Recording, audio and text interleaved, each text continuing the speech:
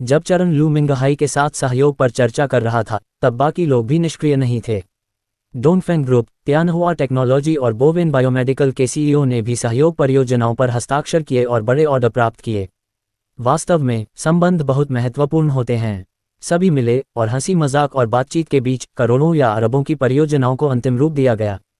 अपना काम खत्म करने के बाद सभी आज रात की बॉल में शामिल होने के लिए रिसेप्शन रूम से बाहर चले गए। चरण और विक्रम भी प्रिया और झांग जिनिंग को खोजने के लिए कोने में लाउंज एरिया में जाने की तैयारी कर रहे थे। हालांकि जैसे ही वे पास पहुंचे, उन्होंने देखा कि वहां कुछ विवाद हो रहा था। चरण चिंतित था कि प्रिया और केरान को नुकसान पहुंच सकता है, जल्दी से वहां गया।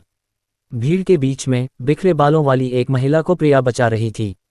जब चरण ने प्रिया के पीछे खड़ी महिला को स्पष्ट रूप से देखा तो वह आश्चर्यचकित हुए बिना नहीं रह सका। उसने चेन यान को यहां देखने की उम्मीद नहीं की थी। चरण जल्दी से प्रिया के पास गया और केरान को उसकी बाहों से ले लिया। तियान तियान, क्या हो रहा है? घटनास्थल का माहौल कुछ तनावपूर्ण लग रहा था और सामने बैठे कई लोगों के चेहरे पर अरुचिकर भाव थे। प्रिया ने राहत की सांस ली जब उसने चरण को आते देखा। उसने जल्दी से चेन यान की ओर इशारा किया और कहा, सामने बैठे दो अमीर युवा मालिक चेन यान को ड्रिंक और मौज मस्ती के लिए केबिन में खींचना चाहते थे, लेकिन चेन यान ने मना कर दिया। उनके अंगरक्षकों ने उन्हें जबरन घसीटा। जब मैंने ये देखा तो मैंने झांग कियान और अन्य लोगों से उसे बचाने के लिए कहा। प्रिया एक महिला है और किसी अन्य महिला को मजबूर होते हुए नहीं देख सकती। इसके अलावा वह पहले भी चेन यान से मिल चुकी थी और साथ में खाना भी खाया था। पिछली बार उसने गलती से चेन यान को किरण द्वारा अपहरण किए जाने में भी फंसा दिया था। इसलिए चेन यान को धमकाते हुए देखकर प्रिया ने मदद का हाथ बढ़ाया और उसे इन दो युवा मालिकों से बचाया। अब किसी को अपना सौभाग्य बर्बाद करते देख ये दोनों युवा स्वामी क्रोधित हो गए। तुम अपने आप को क्या समझते हो? हमारे व्यापार में दखल देने की तुम्हारी हिम्मत कैसे हुई? स्थिति को समझकर और ये देखकर कि ये दोनों कितने अहंकारी थे, चरण ने कहा। का भाव गहरा गया। यदि यह मामला सहमति से होता तो वह हस्तक्षेप करने की जहमत नहीं उठाता। इस मामले में चेन यान शामिल थी और चूंकि वह अनिच्छुक थी, चरण इसका सामना करते हुए निष्क्रिय नहीं रह सका। वासना में अंधे दो बदमाशों के साथ बहस करने के लिए बहुत आलसी, चरण ने विक्रम से झांग जियानन को आमंत्रित करने के लिए कहा। झांग जियानन मेजबान था और इन सभी मेहमानों को उसने आमंत्रित किया था, इसलिए उसे बुलाना इस मामले को संभालने का सबसे अच्छा तरीका था। विक्रम सहमत हो गया और जल्दी से जाने के लिए मुड़ा। हालांकि उन दो गर्म स्वभाव वाले युवा स्वामियों को स्पष्ट रूप से खुश करना इतना आसान नहीं था। इस समय चेन यान को प्रिया और चरण के पीछे छिपते देख दोनों पुरुषों ने तीखी नजर से देखा। चेन यान, मैं तुम्हें एक आखिरी मौका दे रहा हूं। अगर तुम सहयोग करने से इनकार करते हो तो हमें असभ्य होने का दोष मत देना। उसकी आंखें लाल और सूजी हुई थीं और उसका चेहरा डर से भरा हुआ था, मानो कोई बहुत ज्यादा घबराया हुआ सा खरगोश हो। वह बस एक मामूली सी मशहूर गायिका और अभिनेत्री थी और ताकतवर और अमीर लोगों के सामने वह जरा भी विरोध नहीं कर सकती थी। इस बार उसे क्रूज शिप पर गाने के लिए बुलाया गया था, लेकिन उसने ऐसी किसी चीज की उम्मीद नहीं की थी। और तुम हार्बर सिटी के हमारे वान परिवार के खिलाफ जाने की हिम्मत करके मुझे लगता है तुम अपनी ही मौत का इंतजार कर रही हो। वांग शाओयुआन ने चरण को घूरा और धमकी दी, बच्चे, अगर हिम्मत है तो अपना नाम बताओ। यह जवान मालिक तुम्हें जरूर मरने पर मजबूर कर देगा। हार्बर सिटी का वांग परिवार हो। चरण ने उन्हें कई बार ऊपर से नीचे तक देखा। उसके चेहरे पर एक व्यंग्यात्मक भाव उभर आया। छी, तुम किसी बड़े परिवार के लोग नहीं लगते। चेन यान तुम्हारे साथ खेलना नहीं चाहती, फिर भी तुम उसे सरेआम धमकाते और मजबूर करते हो। क्या तुम्हारे बड़े परिवार की परवरिश कुत्तों ने खा ली? कमीने, तुम उसके लिए कौन हो? तुम उसके लिए खड़े होने पर अड़े हो। क्या तुमने हमारे वांग परिवार को अपमानित करने के परिणामों के बारे में स्पष्ट रूप से सोचा है? वांग शाओयुआन के छोटे भाई वांग शाओवेई ने चरण पर सख्ती से चिल्लाया। मेरा उससे कोई लेना देना नहीं है, मैं सिर्फ तुम्हारे गुंडागर्दी और धमकाने वाले व्यवहार को बर्दाश्त नहीं कर सकता। चरण ने व्यंग्य किया, मुझे परवाह नहीं है कि आप हार्बर सिटी में कैसे व्यवहार करते हैं, लेकिन यहाँ यदि आप महिलाओं को मजबूर करने पर जोर देते हैं तो यह अवैध और आपराधिक है। आपके लिए केवल एक ही रास्ता है, जेल। वांग शाओवेई चरण के शब्दों से क्रोधित हो गया और उसने हाथ हिलाते हुए अपने पीछे अंगरक्षकों को आदेश दिया, जाओ, मेरे लिए इस कमीने का मुंह तोड़ दो। इसे दखल देने का नतीजा चखने दो। हाँ, दूसरे युवा मास्टर। वांग शाओवेई के पीछे से 2-3 अंगरक्षक मुठ्ठियां भींचे हुए चरण की ओर बढ़े। लू हुई और चरण के पीछे खड़े दूसरे लोग ये देखकर चरण और उसके साथियों को बचाने के लिए तेजी से आगे बढ़े। घटनास्थल पर माहौल तनावपूर्ण था, किसी भी क्षण लड़ाई का रूप ले सकता था। तभी झांग जियानन जल्दी से वहां पहुंचे। उन्होंने अराजक दृश्य देखा और जल्दी से पूछा, यहाँ क्या हो रहा है? चरण के कुछ बोलने से पहले ही दूसरी तरफ से वांग शाओयुआन ने शिकायत करते हुए कहा, चाचा झांग, मैं और मेरा भाई मिस चेन यान को अकेले में हमारे लिए एक गाना गाने के लिए आमंत्रित करना चाहते थे, लेकिन अचानक कुछ नासमझ लोगों ने हमारे मामलों में दखल देने की हिम्मत कर ली।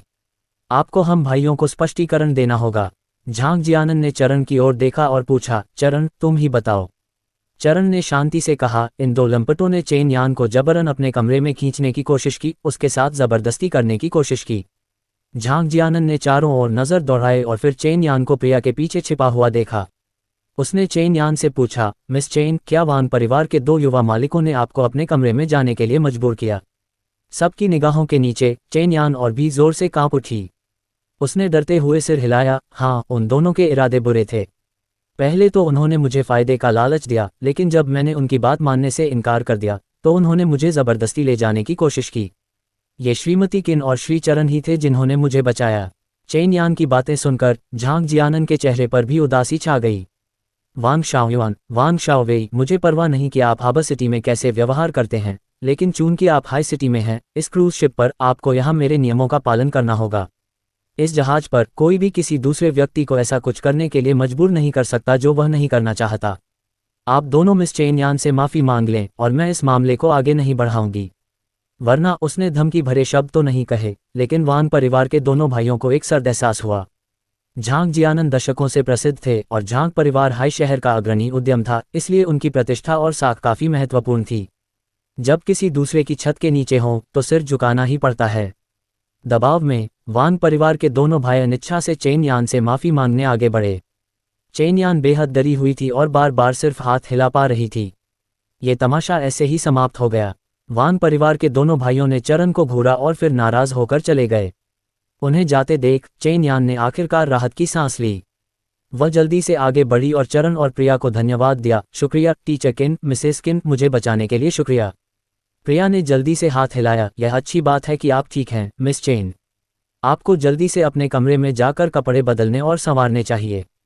इस समय चेन यान की स्थिति वाकई बहुत अस्त व्यस्त थी। उसके बाल बिखरे हुए थे, उसकी ड्रेस खींचने से झुर्रीदार हो गई थी और रोने से उसका मेकअप धुंधला गया था। प्रिया की बातें सुनकर चेन यान थोड़ी शर्मिंदा हुई, उसका चेहरा लाल होकर कानों तक पहुंच गया। चरण और प्रिया का अभिवादन करने के बाद वह उठकर चली गई। रात 9 बजे क्रूज जहाज ने अपनी वापसी यात्रा शुरू की। चरण और प्रिया ने नहाना धोना समाप्त कर लिया था और सोने जाने वाले थे। हालांकि आधी रात को चरण को उनके दरवाजे के बाहर गलियारे में अराजक कदमों और शोर के शोर से जगाया गया। जैसे ही वह बैठा, उसने दरवाजे पर जोरदार दस्तक सुनी। Bang bang bang, bang bang bang. क्या हुआ पतिदेव, कौन दस्तक दे रहा है? प्रिया भी चौंक कर जाग गई। वह उठकर बैठ गई और पूछा, अभी भी थोड़ा चकरा रही थी। मैं जाकर देखती हूँ। चरण को लगा कि बाहर का शोर असामान्य था और उसका गार्ड ऊपर चला गया। वह दरवाजे की ओर गया और पूछा, कौन है? सर, हम हैं। लू हुई तुरंत बाहर से चिल्लाई। लू हुई की आवाज़ सुनकर चरण ने आखिरकार दरवाज़ा थोड़ा सा खोला। चरण ने दरवाज़ा खोला और सबको अंदर आने दिया। कुछ समझ नहीं आ रहा है। नीचे बहुत अफरा तफरी है और गोलियों की आवाज़ भी सुनाई दे रही है। हमें नहीं पता कि गोली आपकी ओर है या नहीं, सर, लू हुई ने भौहें चढ़ाते हुए कहा। यह सुनकर चरण का दिल बैठ गया। जहाज अभी भी समुद्र में था, जमीन नजर नहीं आ रही थी। अगर वाकई कोई जघन्य अपराधी जहाज पर चढ़कर परेशानी खड़ी कर देता तो शायद सभी लोग खतरे में पड़ जाते। सब सोच ही रहे थे कि अचानक एक जोरदार धमाका हुआ और उसके बाद तेज झटके लगे। जहाज कई बार जोर से हिला और चरण और बाकी लोग लगभग अपना संतुलन खो बैठे। प्रिया और केरान, जो बिस्तर पर बैठी थीं, लगभग लुढ़क गईं। क्या हो रहा था? जैसे ही सब सोच रहे थे, जहाज का पब्लिक एड्रेस सिस्टम अचानक चालू हो गया। उस खामोश रात में प्रसारण बहुत ही कर्कश था। जहाज पर सवार सभी लोग, सुनो, तुम्हारा अपहरण कर लिया गया है। हमने इस क्रूज जहाज पर 20 से ज़्यादा बम लगाए हैं, इसलिए बेहतर होगा कि तुम कोई भी जल्दबाजी न करो। अब सब लोग मेरी बात मानो, अपने अपने कमरों से बाहर आओ और पहले डेक पर इकट्ठा हो जाओ। अगर 15 मिनट के बाद किसी ने आदेश नहीं माना तो हम दूसरा बम विस्फोट कर देंगे और फिर पता नहीं क्रूज जहाज पर वह कहाँ फटेगा। हा हा हा हा। प्रसारण में कर्कश आवाज से उन्मादी हंसी के कुछ फटकों के बाद प्रसारण अचानक बंद हो गया और जहाज पर सन्नाटा छा गया। बम, क्रूज जहाज पर वास्तव में बम लगाए गए थे। चारण को यकीन करना मुश्किल हो रहा था। झांग जियानन ने सुरक्षा की व्यवस्था कैसे की थी? जहाज पर अंगरक्षक और सुरक्षा जांच क्या कर रहे थे? अपराधी क्रूज जहाज पर कैसे चढ़े और बम भी कैसे लाए? और चरण की सुरक्षा के लिए तैनात लोग, जो साफ तौर पर पहले ही जहाज पर चढ़ गए थे, उन्होंने इन सुरक्षा जोखिमों को दूर क्यों नहीं किया? अपराधियों के प्रसारण करने का मतलब था कि प्रसारण कक्ष उनके नियंत्रण में था। सबसे बुरी बात तो ये थी कि जहाज का नियंत्रण भी अपराधियों के हाथ में आ गया था। हालांकि चरण के पास आगे सोचने का समय नहीं था। जिस डेक पर वे थे वह 11वां डेक था, जो पहले डेक से सबसे दूर था। अगर वे अपने कमरों से बाहर नहीं निकलते और नीचे वाले डेक पर नहीं जाते तो अपराधी शायद दूसरे बम विस्फोट कर देते। सब लोग हाड़ मांस के बने थे, वे ये दांव लगाने की हिम्मत नहीं कर सकते थे कि अपराधी छिपे हुए बम कहाँ विस्फोट करेंगे। चलो चलते हैं। फिलहाल जैसा वे कहते हैं वैसा ही करते हैं और पहले डेक पर चलते हैं। चरण ने खुद को संभाला और जल्दी से सबको बताया, सर, जहाज अब बहुत खतरनाक है। वे लोग आपके पीछे पड़े हो सकते हैं। नीचे जाना क्या किसी जाल में फंसने जैसा नहीं होगा। लू हुई की आंखों में चिंता झलक रही थी। लेकिन अब कोई और रास्ता नहीं है। स्टेटरूम में छिपे रहना कोई समाधान नहीं है। हमें नहीं पता कि आसपास बम लगाए गए हैं या नहीं, और इसके अलावा इस जहाज पर बहुत सारे अमीर लोग हैं। ये अपराधी जरूरी नहीं कि हमारे पीछे हों। चरण ने गहरी आवाज में कहा। उसके पास अभी स्थानिक क्षमता थी, इसलिए खतरे के समय वह प्रिया और केरान को अपने स्थान में शरण ले सकता था। लेकिन वहां विक्रम, झांग जिनिंग, लू हुई और अन्य लोग भी थे। जब तक बिल्कुल जरूरी न हो, चरण अपने स्थान का रहस्य उजागर नहीं करेगा। तियांगे, तियांगे। जैसे ही स्टेटरूम का दरवाजा जोर से खटखटाया गया, चरण ने विक्रम की चिंतित चीखें सुनी। उसने जल्दी से लू हुई को दरवाजा खोलने का इशारा किया। विक्रम, झांग जिनिंग को खींचते हुए जल्दी से अंदर आया। झांग जिनिंग चिंतित लग रही थी। चरण को देखकर उसने झट से कहा, गुरुजी, मेरे पिताजी ने अभी अभी स्टेटरूम में फोन करके बताया है कि कुछ अज्ञात लोगों ने मिरेकल क्रूज शिप में घुसपैठ कर ली है। अब क्रूज शिप का नियंत्रण उनके हाथ में आ गया है, नेविगेशन रूट बदल दिया गया है और अपराधियों ने शिप पर कई बम लगा दिए हैं। मेरे पिताजी ने कहा है कि विरोध न करें, पहले अपराधियों के कहे अनुसार करें, पहले डेक पर जाएं और भीड़ में छिप जाएं। वे अपराधियों को काबू में करने, जहाज पर लगे बमों को निष्क्रिय करने और सभी को बचाने का कोई न कोई रास्ता निकाल ही लेंगे। वाकई हमारे पास ज्यादा लोग या हथियार नहीं हैं। जल्दबाजी में विरोध करने से हालात और बिगड़ जाएंगे। चरण ने सिर हिलाया। वह मुड़ा, केरान को उठाया, प्रिया का हाथ पकड़ा और सबसे कहा, पहले नीचे चलते हैं और देखते हैं क्या होता है। जी हाँ। लू हुई और बाकी लोगों के पास चरण और बाकी लोगों को कमरे से बाहर ले जाने के अलावा कोई चारा नहीं था। जब चरण और उसका समूह बाहर आया तो उन्होंने देखा कि बहुत से लोग अपने कमरों से भागते हुए भाग रहे हैं। हर कोई घबराया हुआ इधर उधर देख रहा था, भयभीत भावों के साथ निचले डेक की ओर बढ़ रहा था। गलियारे और सीढ़ियां शोर और अस्त व्यस्त कदमों से भरी थीं। यह आग से बचने जैसा था। उनके चारों ओर सब कुछ अस्त व्यस्त था और उन्हें बस घबराए और डरे हुए चेहरे दिखाई दे रहे थे। चरण और उसका समूह भीड़ में छिप गया और जल्दी से निचले डेक की ओर बढ़ गया। 10 मिनट बाद चरण और बाकी लोग भी बढ़ती भीड़ के साथ पहले डेक पर पहुंच गए। रात गहरा चुकी थी, लेकिन पहला डेक अच्छी तरह से रोशन था। हजारों लोग क्रूज जहाज के डेक पर खड़े थे। उनके चेहरे पीले पड़ गए थे, उनकी आंखें दहशत से भरी थीं। हर कोई सावधानी से इधर उधर देख रहा था। क्रूज जहाज समुद्र में स्थिर गति से आगे बढ़ता रहा, लेकिन चरण जानता था कि रास्ता बदल दिया गया है। ये हाई सिटी वापस जाने का रास्ता नहीं था। जैसे ही 15 मिनट पूरे हुए, प्रसारण कक्ष से वही कर्कश पुरुष स्वर फिर से आया। हे, बहुत बढ़िया। आप में से ज्यादातर लोग तय समय में पहले डेक पर पहुंच गए। हालांकि अभी भी कुछ लोग झूठी उम्मीद लगाए बैठे हैं, ये सोचकर कि छिपने से सब ठीक हो जाएगा। चूंकि कुछ लोग मेरी बातों को अनसुना कर रहे हैं, तो मैं अपना वादा निभाऊंगा और तुरंत बम विस्फोट करूंगा। अपराधी की बातें सुनकर पहले डेक पर मौजूद सभी लोगों के चेहरे पर दहशत के भाव उभर आए। जैसे ही सभी घबरा गए, उन्होंने एक जोरदार धमाका सुना। हालांकि उन्हें नहीं पता था कि वह किस डेक पर था, लेकिन विस्फोट के बाद के झटकों और कंपन ने सभी को लड़खड़ा दिया। वे स्थिर खड़े नहीं हो पा रहे थे। चरण ने बड़ी मुश्किल से खुद को संभाला। एक हाथ से केरान को कसकर पकड़े हुए और दूसरे से प्रिया को बचा रहा था। केरान डर के मारे जोर जोर से रोने लगा। शुक्र है चारों ओर चीख पुकार मची हुई थी, इसलिए केरान का रोना ज्यादा सुनाई नहीं दिया। चरण ने जल्दी से केरान को दिलासा दिया और नन्हे बच्चे को रोना बंद करने को कहा। आसपास के झटके धीरे धीरे कम हो गए और हवा में जलने की गंध फैल गई। सब जानते थे कि यह विस्फोट से लगी आग की वजह से था। इन अपराधियों को सचमुच किसी की जान की कोई परवाह नहीं थी। एक क्रूज जहाज में आग लगना बेहद भयानक था। हर तरफ से चीख पुकार और चीखें गूंज रही थीं और कई लोगों के चेहरों पर निराशा के भाव थे। तभी प्रसारण पर उस आदमी की आवाज आती रही, अगर डर पता है तो आज्ञाकारी बनो, मुझ में इतना धैर्य नहीं है। एक ठंडी खर्राटों के बाद वह चिल्लाता रहा, डेक पर वो बक्से देख रहे हो, अब से व्यवस्थित ढंग से कतार में लग जाओ और अपने सारे हथियार और कीमती सामान उन बक्सों में डाल दो। उसकी बात सुनकर सब दंग रह गए। उन्होंने अनजाने में डेक पर रखे कई बड़े बक्सों की ओर देखा। उन्होंने देखा कि डेक के सामने रेलिंग के पास पहले से ही 20 से ज्यादा पूरी तरह से हथियारबंद लोग नकाब पहने, हाथों में सबमशीन गन लिए बक्सों के चारों ओर खड़े थे। लोगों के इस समूह को देखकर वहां मौजूद सभी लोगों के चेहरे पर डर के भाव थे। ये अपराधी सिर्फ डकैती के लिए इतनी हद तक जा सकते हैं। दरअसल क्रूज जहाज अमीर लोगों से भरा था और उनके पहने हुए सभी सामान कीमती थे, और इस नीलामी में मिले सैकड़ों खजाने भी बेहद कीमती थे। दूसरा पक्ष पैसों के पीछे था। इस नतीजे पर वहां मौजूद कई लोगों ने मन ही मन राहत की सांस ली। भीड़ में कुछ लोग एक एक करके अपना कीमती सामान बक्सों में डालने लगे। चरण ने भी सभी से कहा, चलो हम भी अपना कीमती सामान निकाल लेते हैं। सभी ने झट से सिर हिलाया और अपने शरीर पर कीमती सामान ढूंढने लगे। प्रिया ने भी अनिच्छा से अपना जेड ब्रेसलेट और ब्लू हॉट डायमंड रिंग उतार दी। इस स्थिति में जब उनकी जान लगभग जा चुकी थी, बाहरी सामान अब उतना महत्वपूर्ण नहीं रहा। आधे घंटे बाद कई बड़े बक्से भर गए और कई अपराधी आए और बक्सों को ले गए। कुछ ही देर बाद 1 दर्जन से ज्यादा पूरी तरह से हथियारों से लैस अपराधी दर्जनों बंधे हुए लोगों को लेकर वहां पहुंचे। इन लोगों को अस्त व्यस्त और खून से लथपथ देखकर सभी के दिल दहल गए। ये वही लोग होंगे जो पहले भी छिप कर रहे होंगे और अब पकड़े भी जा चुके थे, और उनकी हालत और भी बदतर लग रही थी। चारण की आंखों में भी चिंता दिखाई दी। इस समूह में उसने झांग जियानन को कसकर बंधा हुआ देखा। झांग जियानन का पकड़ा जाना इस बात का संकेत था कि स्थिति आशावादी नहीं थी।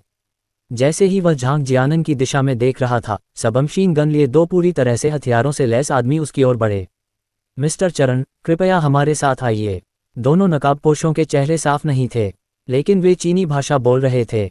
जब चरण के अंगरक्षकों ने यह सुना तो वे झट से उसके सामने खड़े हो गए और घटनास्थल का माहौल तुरंत तनावपूर्ण हो गया। प्रिया ने भी चरण के कपड़े पकड़ लिए। उसकी आंखें तनाव और चिंता से भरी हुई थीं। मिस्टर चरण एक चतुर व्यक्ति हैं। आप नहीं चाहेंगे कि आपके आसपास के लोग अनावश्यक बलिदान दें, है ना? सबमशीन गन पकड़े हुए लोगों में से एक ने अपनी बंदूक से चरण और उसके समूह की ओर इशारा किया। चरण के चेहरे पर गंभीरता आ गई। उसने लू हुई और बाकी लोगों को जल्दबाजी न करने का संकेत देने के लिए हाथ उठाया। मैं आपके साथ चलूंगा, श्रीमान तियांगे, स्वामी, पति। चरण के आसपास के सभी लोग आश्चर्य से चिल्ला उठे। अगर चरण इन लोगों के साथ चला गया तो यह एक भेड़ के बाग की मांद में घुसने जैसा होगा। हो सकता है वह कभी वापस न लौटे। यह आदेश है। चरण का स्वर कठोर था। वह ठंडे स्वर में बोल रहा था। ये कहने के बाद उसने केरान को, जो उसकी गोद में था, प्रिया को सौंप दिया। केरान, और अपना ख्याल रखना। चिंता मत करो, मैं सुरक्षित वापस आ जाऊंगा। उसने अपनी आवाज़ धीमी की और प्रिया को निर्देश दिया। प्रिया ने सिर हिलाया। उसकी आंखें लाल थीं।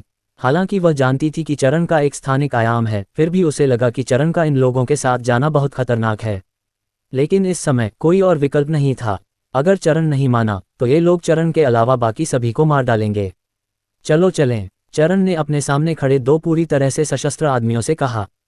सबमशीन गन लिए 2 आदमी चरण को सबकी नज़रों से ओझल कर ले गए। सभी चिंतित थे, लेकिन उस समय वे कुछ नहीं कर सकते थे। जहाज पर बम थे और बहुत सारे हथियारबंद अपराधी थे।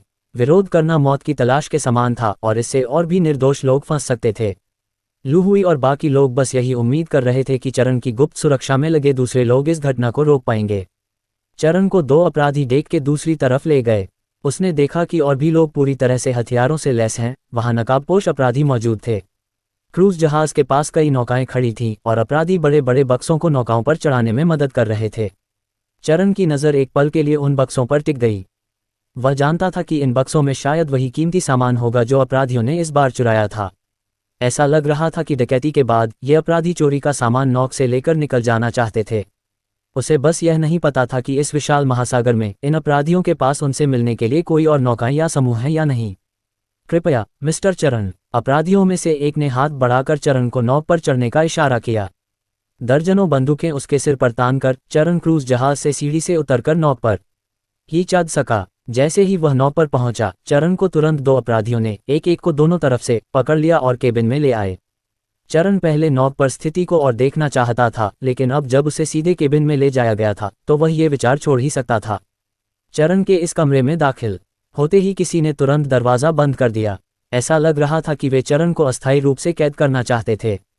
चरण जानता था कि चूंकि दूसरे पक्ष ने उसे पकड़ लिया था, इसलिए वे उसे आसानी से नहीं मार पाएंगे। उसने भौहें चढ़ाकर केबिन का जायजा लिया। यह एक बहुत छोटा कमरा था जिसमें सिर्फ एक बिस्तर, एक मेज और एक कुर्सी थी। इस कमरे में खिड़की भी नहीं थी। एक बार चरण अंदर बंद हो जाने के बाद उसे पता ही नहीं चल रहा था कि बाहर क्या हो रहा है। उसे बस बाहर लगातार आगे पीछे आते जाते कदमों की आहट और जहाज के पतवार से रगड़ खाते भारी सामान की आवाज़ सुनाई दे रही थी। लगभग 20 मिनट बाद अचानक एक जोरदार धमाका हुआ। ऐसा लग रहा था कि यह क्रूज जहाज की दिशा से आ रहा है।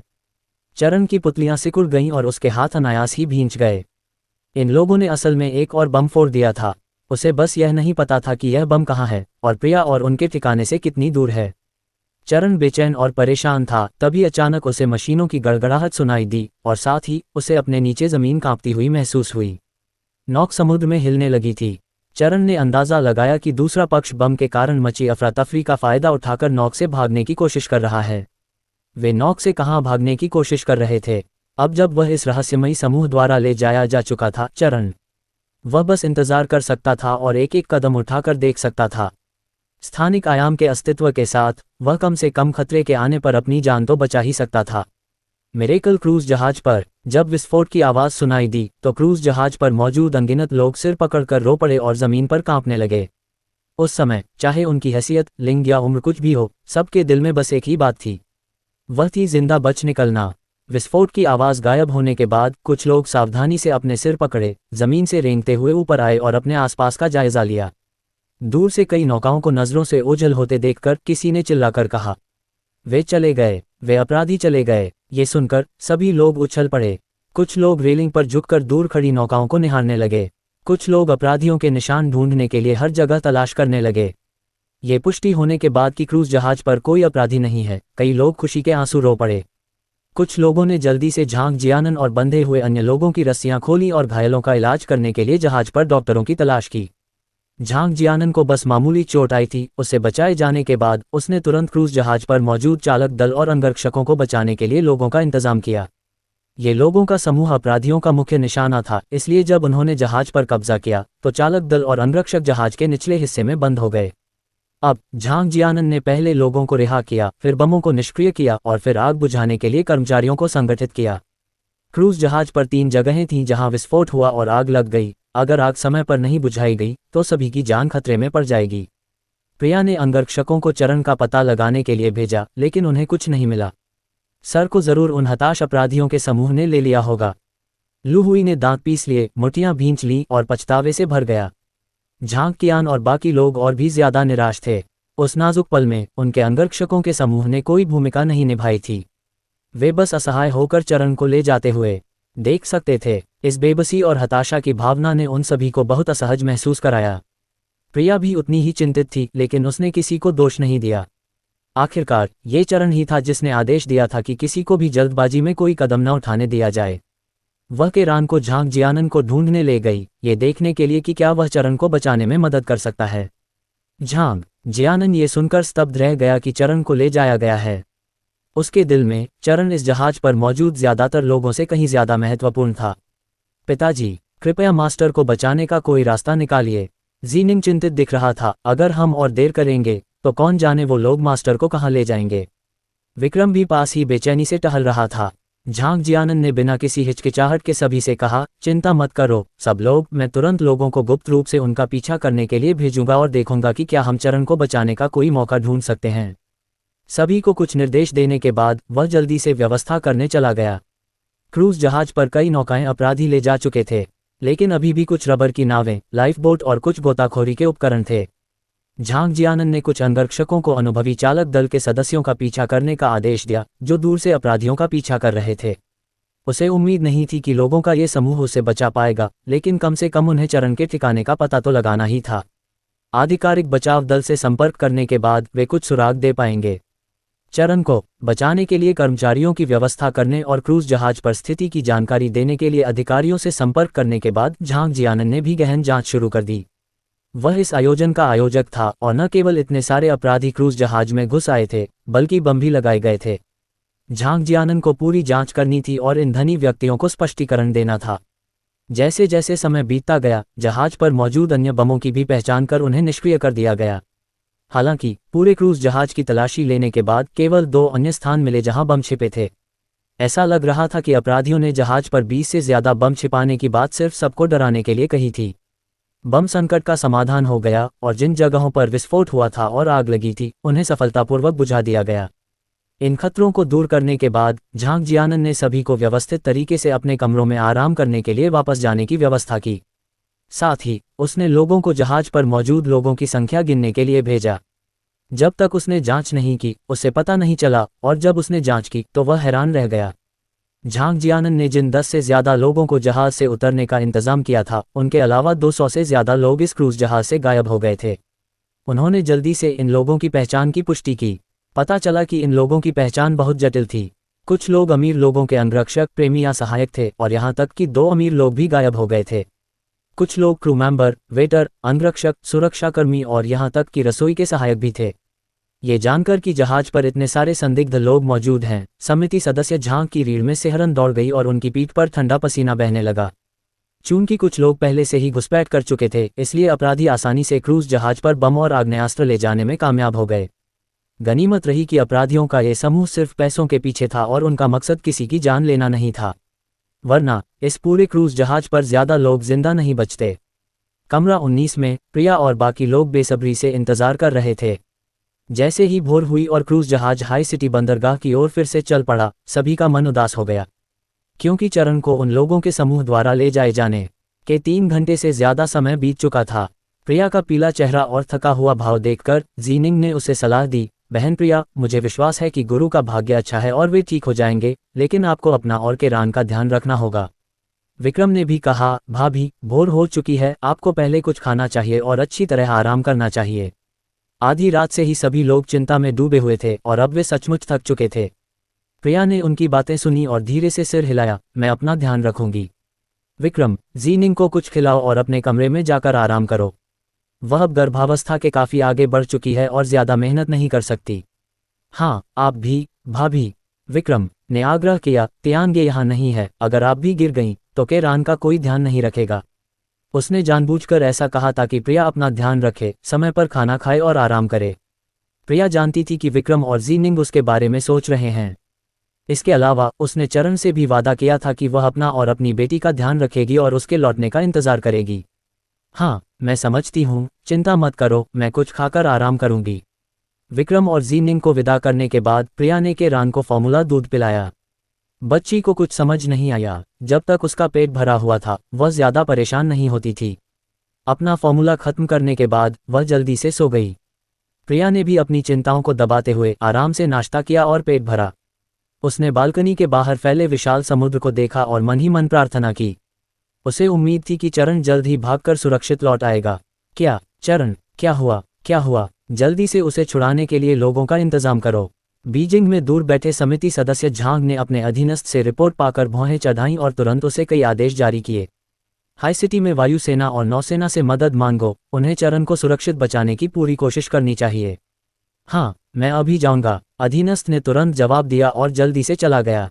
समिति सदस्य झांग अपने कार्यालय में इधर उधर टहल रहे थे। उनकी भौहें इतनी गहरी सिकुड़ी हुई थीं कि उनमें लगभग एक मक्खी फंस सकती थी। उन्होंने धीरे से कहा, चरण, तुम बिल्कुल भी मुसीबत में नहीं पड़ सकते। असीम सागर में कई नौकाएं पानी पर लहरें छोड़ते हुए तेजी से आगे बढ़ रही थीं। चरण एक नौक के भीतर कैद था, बाहर की स्थिति से अनजान। बिस्तर पर लेटे लेटे नींद न आने के कारण उसने आराम करने के लिए आंखें बंद कर लीं। हालांकि बहुत जल्दी ही उसने महसूस किया कि नौक की गति कम होती जा रही है। क्या वे अपने गंतव्य तक पहुंच गए हैं? चरण के मन में सवालों की बाढ़ आ गई। लगभग कुछ मिनटों के बाद चरण ने कमरे का ताला खुलने की आवाज सुनी। वह बिस्तर से उठा और दरवाजे की ओर देखा। उसने देखा कि 2 नकाबपोश व्यक्ति एक के बाद एक अंदर आ रहे हैं। हमारे साथ आओ। चरण ने ये सुना और बिना किसी विरोध के उन दोनों के पीछे कमरे से बाहर चला गया। जैसे ही वह केबिन से बाहर निकला, उसके चेहरे पर तेज धूप चमक उठी। चरण ने सहज ही आंखें मूंद लीं। दिन का उजाला हो चुका था। समुद्र में एक विशाल जहाज के पास कई नौकाएं चुपचाप खड़ी थीं। चरण ने देखा कि गुंडों का एक समूह जहाज पर सामान रख रहा था। वह अपने आसपास का नज़ारा देख ही रहा था कि अचानक उसके पीछे से किसी ने हाथ बढ़ाकर उसे धक्का दे दिया। चलो, उस जहाज पर चलते हैं। यानी वे जहाज बदल रहे थे। यॉर्क तेज और सुविधाजनक तो थे, लेकिन बड़े जहाज़ों जितने स्थिर या तेज नहीं थे, और न ही वे लंबे समय तक समुद्र में यात्रा कर सकते थे। चरण ने गुंडों का पीछा किया और बड़े जहाज पर चढ़ गया। इससे पहले कि चरण अपने आसपास का कुछ समझ पाता, उसे जहाज के केबिन में धकेल दिया गया। ऊपर जाते हुए चरण ने नकाब पहने और हथियार लिए कई लोगों को देखा। उसे 5वीं मंजिल पर एक केबिन में ले जाया गया और चरण को लगा कि उसे फिर से बंद कर दिया जाएगा। हालांकि इस बार किसी ने दरवाज़ा बंद नहीं किया, इसके बजाय कोई उसके लिए नाश्ता भी लाया। उबले हुए बन, अचार वाली सब्जियां, डिब्बाबंद मछली और सफ़ेद चावल का दलिया। रात भर करवटें बदलने के बाद अब सुबह के 8 बज चुके थे। चरण का पेट भूख से कुलबुला रहा था। उसे इन लोगों के जहर देने का डर नहीं था, इसलिए वह बैठ गया और खाना शुरू कर दिया। पेट भरने के बाद कोई बर्तन और चॉपस्टिक ले जाने आया। चरण ने उस व्यक्ति को आवाज़ दी और पूछा, मुझे इस जहाज़ पर लाने का तुम्हारा क्या उद्देश्य है? जब तुम्हें पता चलेगा तो कोई ना कोई तुम्हें बता ही देगा। उस व्यक्ति ने जल्दी से एक वाक्य कहा, दरवाज़ा बंद किया और तेज़ी से चला गया। चरण दरवाजे तक गया और उसे खोला। उसने देखा कि दरवाजे के बाहर 2 हथियारबंद पहरेदार खड़े हैं। कृपया बिना अनुमति के इस कमरे से बाहर न निकलें, एक पहरेदार ने ठंडे स्वर में चेतावनी दी। असहाय चरण केवल मुड़कर अंदर जा सका। पहरेदार ने जल्दी से दरवाज़ा बंद कर दिया। कमरे में वापस आकर चरण एक कुर्सी पर बैठ गया। थोड़ी देर बाद अचानक दरवाजे पर दस्तक हुई। चरण ने कमरे के दरवाजे की ओर देखा, उसकी आंखें आश्चर्य से भर गईं। वह अब एक कैदी था और उसने उम्मीद नहीं की थी कि बाहर वाला व्यक्ति अंदर आने से पहले दस्तक देगा। इतना खास, अंदर आओ, उसने कहा। ये वही व्यक्ति होना चाहिए जिसने उसे पकड़ा था। चरण देखना चाहता था कि वह कौन है। दरवाज़ा खोला गया और एक लंबा, गोरा, नीली आंखों वाला विदेशी आदमी अंदर आया। एक विदेशी। चरण ने कुछ पल उस आदमी को गौर से देखा, ये पुष्टि करते हुए कि वह उसे नहीं जानता। श्री चरण, नमस्ते, मेरा नाम मैटेसन है। मैटेसन चरण के पास गया और मुस्कुराते हुए उसका अभिवादन किया। उसकी चीनी भाषा बहुत धारा प्रवाह थी, बिल्कुल स्वाभाविक लग रही थी। चरण अपनी कुर्सी पर बैठा रहा। उसने मैटेसन की ओर देखा और शांति से पूछा, क्या तुमने मुझे पकड़कर यहाँ लाने के लिए लोगों को भेजा था? तुम्हारा उद्देश्य क्या है? तुम मुझे कहाँ ले जा रहे हो? मैटेसन ने जल्दी से अपना हाथ हिलाया। मिस्टर चरण, आप इसे बड़ा चढ़ाकर बता रहे हैं। मिस्टर चरण की योग्यताएं दुनिया में अद्वितीय हैं और हमने आपको सच्चे दिल से आमंत्रित किया है। चरण ने कुछ नहीं कहा, बस चुपचाप मैटेसन को देखता रहा। मैटेसन ने मुस्कुराते हुए कहा, मिस्टर चरण, नाराज मत होइए। हमारा ड्यूपॉन्ट परिवार प्रतिभा को महत्व देता है। मिस्टर चरण में अद्भुत प्रतिभा है। यदि आप हमारे ड्यूपॉन्ट परिवार के साथ सहयोग करने को तैयार हैं तो आप भविष्य में अपार धन और वैभव का आनंद उठाएंगे। ये मैटेसन ड्यूपॉन्ट परिवार से है। यूजियान बुक स्टोर में खोज करने के बाद चरण को वित्तीय पत्रिकाओं में ड्यूपॉन्ट परिवार के बारे में कुछ अभिलेख मिले। ऐसा कहा जाता था कि ड्यूपॉन्ट परिवार एम कंट्री के कई धनी परिवारों में से एक था, प्राचीन और शक्तिशाली। वे एम कंट्री के हथियार डीलरों के भी पुराने सदस्य थे, जो हथियारों के कच्चे माल की ढुलाई और बिक्री से खूब पैसा कमाते थे। और ड्यूपॉन्ट परिवार भी हर युद्ध से भारी मुनाफा कमाता था। चरण को उम्मीद नहीं थी कि ड्यूपॉन्ट परिवार भी उस पर नज़र रखेगा। क्या वे उसे आधुनिक तापीय हथियारों के अनुसंधान और उत्पादन में मदद के लिए मनाने की कोशिश कर रहे हैं? चरण ने पूछा, क्या मिरेकल क्रूज जहाज पर आए वे सभी गुंडे तुम्हारे ड्यूपॉन्ट परिवार द्वारा भेजे गए थे? मैटेसन मुस्कुराया, चरण से कुछ भी नहीं छिपाते हुए, ये सही है। इस बार श्री चरण को सफलतापूर्वक ले जाने के लिए हमने बहुत मेहनत की और बड़ी कीमत चुकाई। चीन में छिपे कई किले भी इस घटना के बाद अपनी प्रभावशीलता खो चुके हैं। चरण ने उसके पछतावे भरे भाव देखे और उसके मुंह का कोना सिकुड़ गया। आपके परिवार के लिए इतना हंगामा खड़ा करना वाकई सम्मान की बात है। मैटेसन का स्वभाव अच्छा लग रहा था और उसे चरण के व्यंग्यात्मक लहजे से कोई आपत्ति नहीं थी। उसने कहा, हम अभी एम कंट्री के लिए रवाना हो रहे हैं। श्री चरण, निश्चिंत रहें, हम रास्ते में आपकी सुरक्षा का ध्यान रखेंगे। जब तक आप सहयोग करते हैं आप इस जहाज पर स्वतंत्र रूप से घूम सकते हैं। ओह, तो मुझे आपको धन्यवाद देना चाहिए, चरण ने बनावटी मुस्कान के साथ कहा। श्री चरण, इस जहाज पर आप कोई भी उचित अनुरोध कर सकते हैं और हम उन्हें पूरा करने की पूरी कोशिश करेंगे। मैटेसन के ये निर्देश देने के बाद वह उठकर चला गया।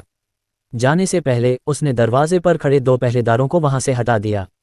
चरण पर किसी की नज़र नहीं थी और आज़ादी से घूमने फिरने से चरण को राहत मिली। वह उठा और कमरे से बाहर निकलकर केबिन के बाहर डेक पर आ गया। जिस मंजिल पर चरण था वह इस जहाज की 5वीं मंजिल थी। उसके ऊपर सबसे ऊपरी डेक था। इस डेक पर खड़े होकर चरण नीचे की मंजिल की स्थिति साफ देख सकता था। कोई आश्चर्य नहीं कि मैटेसन चरण को आज़ादी से घूमने फिरने देने के लिए राजी हो गया, क्योंकि उसे इस बात का डर नहीं था कि चरण भागने की सोचेगा। समुद्र के बीचों बीच होने के बावजूद इस जहाज पर भी सुरक्षा कड़ी थी। उनके लोग हर जगह मौजूद थे। अगर चरण सचमुच जहाज से कूदने की सोचता तो शायद उसे 1 मिनट में ही बाहर निकाल लिया जाता।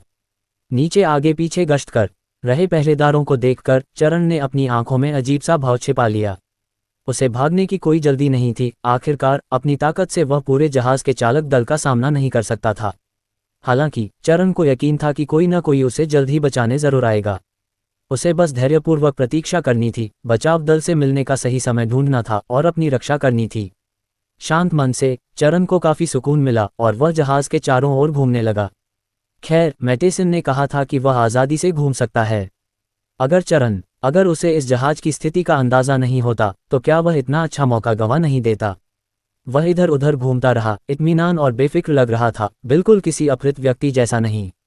जहाज पर मौजूद लोगों को मैटेसन से निर्देश मिले हुए लग रहे थे और उन्होंने चरण की गतिविधियों पर कोई रोक नहीं लगाई। चरण ने पूरे जहाज का चक्कर लगाया और थक जाने पर ही आराम करने लौटा। अपने कमरे में लौटने के तुरंत बाद दरवाजे पर दस्तक हुई। अंदर आइए। चरण को लगा कि यह फिर से मैटेसन है, लेकिन जो व्यक्ति अंदर आया उसके हाथ में एक ट्रे थी। ट्रे पर कई स्वादिष्ट व्यंजन और सफ़ेद चावल का एक कटोरा था। पता चला कि वह दोपहर का भोजन पहुंचाने वाला व्यक्ति था। चरण ने अपनी घड़ी देखी और पाया कि दोपहर हो चुकी थी। खाना पहुंचाने वाले व्यक्ति ने ट्रे से व्यंजन मेज पर रख दिए और वहां से नहीं गया।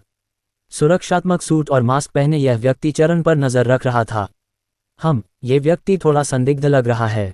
तुम कौन हो? खाना पहुंचाने वाले व्यक्ति के असामान्य व्यवहार को देखकर चरण की नजरें बिजली की तरह सामने वाले व्यक्ति पर टिक गईं। चरण की सतर्क निगाहों को भांपकर उस व्यक्ति ने हाथ बढ़ाकर अपने चेहरे से नकाब हटा दिया। श्री चरण, यह मैं हूं। जब चरण ने अपने सामने छोटे हथेली के आकार के चेहरे को साफ देखा तो वह थोड़ा हैरान हुआ। ये तुम कैसे हो सकते हो? ये पूछने के बाद उसे कुछ एहसास हुआ, तो तुम भी देश में ड्यूपॉन्ट द्वारा छिपाए गए एक जासूस हो। गलत मत समझो, मैं नहीं हूं। जियांग मुवान ने जल्दी से समझाया। मैंने उन्हें बेहोश कर दिया और इस जहाज पर चढ़ने के लिए खुद को इस तरह से भेष बदल लिया। तुम यहाँ क्यों हो? चरण ने अपने सामने खड़ी लड़की को शक की निगाह से देखा। जियांग मुवान की उम्र लगभग 20 साल से ज्यादा लग रही थी। क्या वाकई उसमें इतना हुनर था? और वह इस जहाज पर आने का जोखिम क्यों उठा रही थी? मैं तुम्हें बचाने आई हूं, जियांग मुवान ने गंभीर भाव से कहा। चरण की नज़र उस पर और भी संदिग्ध हो गई। क्या तुम्हें लगता है मैं इस पर यकीन करूंगी? एक अकेली लड़की जो कह रही थी कि वह उसे बचाना चाहती है। चरण के पास खुद एक जगह थी और उसे यकीन नहीं था कि वह इन लोगों से बच पाएगा। जियांग मुवान ने सच में कहा था कि वह उसे बचाना चाहती है। चरण को सचमुच उसके इरादों पर शक था। तुम मानो या न मानो, मैं सचमुच तुम्हें बचाने आया हूं। जियांग मुवान बोला। क्या बात है मिस्टर चरण, मैं तुमसे सच कहूंगी। तुम्हें बचाने के बाद मुझे उम्मीद है कि तुम मुझे वह पीस बकल बेच दोगे। Piece buckle? चरण की सतर्कता और भी बढ़ गई। ये जियांग मुवान, क्या वह अभी भी पीस बकल के पीछे पड़ी है? क्या उसे कुछ पता है? पीस बकल में लिंक्वान जल का रहस्य, क्या जियांग मुवान भी इसके बारे में जान सकता है? तुम्हें वह पीस बकल किस लिए चाहिए? चरण ने उत्सुकता का नाटक करते हुए पूछा। जियांग मुवान एक पल के लिए झिझकी, फिर बोली। कहा जाता है कि शांति बकल का मार्शल आर्ट कलाकारों पर चमत्कारी प्रभाव पड़ता है। मैं इसे प्राप्त करना चाहती हूँ और इसका गहन अध्ययन करना चाहती हूँ। Martial art? चारण ने अनजाने में जियांग मुवान की ओर देखा। जियांग मुवान लंबी और दुबली पतली थी, उसके हाथ पैर लंबे थे और चलते समय उसके कदम हल्के थे, जो वाकई आम लोगों से अलग था। मानो चिंतित चारण को समझ नहीं आ रहा हो, जियांग मुवान ने जल्दी से समझाया। यह कोई साधारण मार्शल आर्ट नहीं है। हमारे प्राचीन मार्शल आर्ट परिवारों में चालों के अलावा आंतरिक शक्ति भी होती है। मुझे ये शांति बकल चाहिए क्योंकि मैं देखना चाहता हूं कि क्या यह मेरी आंतरिक शक्ति को बेहतर बनाने में मदद कर सकता है। प्राचीन मार्शल आर्ट परिवार, आंतरिक शक्ति। बात करें तो यूजियान बुक स्टोर में इस विषय पर कई प्राचीन पुस्तकें हैं। बात बस इतनी है कि चारण की हड्डियां पहले से ही जम चुकी थीं और वह बूढ़ा हो गया था, इसलिए वह मार्शल आर्ट का अभ्यास या अच्छी साधना नहीं कर सकता था। लेकिन अब जब उसके पास लिंक्वान जल है तो वह इसे आजमा सकता है। तुमने कहा था कि तुमने आंतरिक शक्ति साधना की है। क्या तुम मुझे इसका प्रदर्शन कर सकते हो? ये चरण का पहली बार किसी आंतरिक शक्ति वाले व्यक्ति से सामना था और वह उत्सुक था। जियांग मुवान ने एक पल सोचा, फिर अपने पैर के पंजों से जमीन को हल्के से धक्का दिया। उसका शरीर ऊपर की ओर तैरने लगा। चरण की विस्मयकारी निगाहों के नीचे वह हवा में उछली और हल्के से अपने सिर के ऊपर छत को छू गई। हालांकि इस जहाज के कमरे छोटे थे, फिर भी वे लगभग 2.5 मीटर ऊंचे थे। जियांग मुवान एक ही बार में इतनी ऊंचाई तक कूद सकता था और बिना कोई आवाज किए बहुत हल्के से जमीन पर उतर सकता था। ये देखकर चरण बहुत हैरान हुआ। लिंक्वान जल लेने के बाद अगर वह पूरी कोशिश करता तो वह ऊपर कूदकर छत को भी छू सकता था। लेकिन जमीन पर उतरते समय वह जरूर आवाज करता। जियांग मुवान की खामोश हरकतें वाकई किसी वुक्सिया उपन्यास के मार्शल आर्ट मास्टर जैसी लग रही थीं। चरण को चुप देखकर जियांग मुवान को लगा कि उसे उसकी बात पर यकीन नहीं हुआ और उसने जल्दी से कहा, मेज पर रखे सफ़ेद चावल के कटोरे को देखो। चरण उसकी बातों से थोड़ा हैरान हुआ, लेकिन फिर भी मेज पर रखे सफ़ेद चावल के कटोरे की ओर देखने लगा। जियांग मुवान ने अपनी आंतरिक शक्ति का संचार किया, अपनी हथेली घुमाई और मेज पर रखे सफ़ेद चावल के कटोरे की ओर वार किया। चरण कुछ उलझन में था, लेकिन अगले ही पल उसकी आंखें चौंक कर चौड़ी हो गईं। उसने देखा कि जियांग मुवान की हथेली के दूर से वार से सफ़ेद चावल का कटोरा सचमुच 1 इंच खिसक गया था। अब तो तुम्हें मुझ पर विश्वास करना ही होगा, है ना? जियांग मुवान ने अपने माथे से पसीना पोंछा और चरण से कहा। उसकी आंतरिक शक्ति अभी तक दूर से बैल पर वार करने के स्तर तक नहीं पहुंची थी। उसने जो कुछ किया था वह चरण को विश्वास दिलाने के लिए एक जबरदस्ती की कोशिश थी। हाँ, मुझे तुम पर विश्वास है। चरण ने चोंच मारते हुए चूजे की तरह बार बार सिर हिलाया। जियांग मुवान का हाथ चावल के कटोरे को नहीं छू पाया था, फिर भी उसकी हथेली के वार से चावल का कटोरा अपनी मूल स्थिति से हट गया था। इसलिए यह निष्कर्ष निकाला जा सकता था कि उसके पास वास्तव में आंतरिक शक्ति नाम की कोई चीज थी। तो जब मैं तुम्हें बचा लूंगी, क्या आप मुझे पीस बकल बेच सकते हैं? जियांग मुवान ने उत्सुकता से चरण की ओर देखा।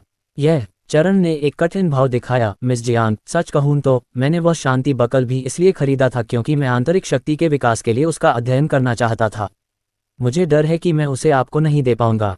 उसने ये भी यह जानने के लिए कहा कि जियांग मुवान शांति बकल के बारे में कितनी जानती है। क्या वह सचमुच अंदर मौजूद लिंक्वान जल के बारे में नहीं जानती थी, या उसे इसका केवल आंशिक ज्ञान था? इसके अलावा चरण जियांग मुवान का चरित्र भी देखना चाहता था, ये देखने के लिए कि क्या वह उसे जबरन लेने की कोशिश करेगी। शांति बकल बहुत पहले ही चरण के साथ समाहित हो चुका था। अगर जियांग मुवान चरण के पूरे शरीर की तलाशी भी ले लेती तो भी वह उसे नहीं पा सकती थी। इसलिए भले ही जियांग मुवान उसे जबरन लेने का इरादा रखती, चरण उससे नहीं डरती थी। ये सुनकर जियांग मुवान के चेहरे पर निराशा के भाव उभर आए। अरे, अगर तुम सच में इसे बेचना नहीं चाहती तो भूल जाओ। मैं अपनी आंतरिक शक्ति बढ़ाने के और तरीके ढूंढ लूंगा। जियांग मुवान का स्वर निराशा से भरा था। उसने चरण की ओर देखा, झिझकी और फिर बोली, दरअसल मेरे अलावा लोगों का एक और समूह इस जहाज पर चुपके से चढ़ आया है। ये लोग तुम्हें बचाने के लिए यहाँ होने चाहिए, इसलिए शायद तुम्हें मेरी ज़रूरत ही ना पड़े। फिर मैं इस जहाज से अकेले ही निकलने का कोई रास्ता निकालूंगी। अपनी बात खत्म करने के बाद उसने अपना मुखौटा पहना, ट्रे उठाई और जाने के लिए तैयार हो गई। जब चरण ने उसका आखिरी वाक्य सुना तो उसकी आंखें चमक उठीं और उसने जल्दी से उसे पुकारा, जरा रुको मिस जियांग। जियांग मुवान वहीं रुक गई और चरण की ओर देखने लगी। चरण बोला, ये कैसा रहेगा? अगर मुझे पीस बकल से आंतरिक शक्ति बढ़ाने का कोई तरीका मिल जाए तो मैं उसे आपके साथ साझा करूंगा ताकि मिस जियांग को भी फायदा हो सके। तुम मुझे यहाँ से भागने में मदद करो, कैसा लग रहा है? वैसे तुम्हें भी इस जहाज से निकलने का कोई रास्ता ढूंढना है तो क्यों न हम साथ चलें? जियांग मुवान की आंखें तुरंत चमक उठीं। अगर तुम आंतरिक शक्ति बढ़ाने का कोई तरीका ढूंढ सकते हो तो क्या तुम सचमुच इसे मेरे साथ साझा करने को तैयार हो?